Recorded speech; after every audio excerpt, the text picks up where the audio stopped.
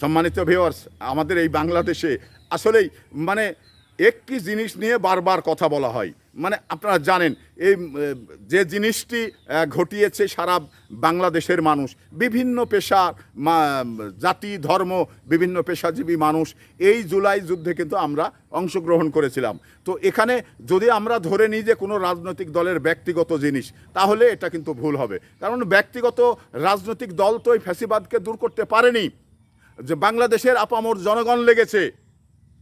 তো সেই ক্ষেত্রে এই জুলাই সনদের দাবিদার রাষ্ট্রের কাছেই হস্তান্তর করতে হবে, রাষ্ট্রের কাছেই থাকবে। কারণ আবারও যদি কেউ ফ্যাসিবাদ হয়ে ওঠে, তাহলে এই হাতিয়ার দিয়েই আমরা কিন্তু ফ্যাসিবাদ দূর করব।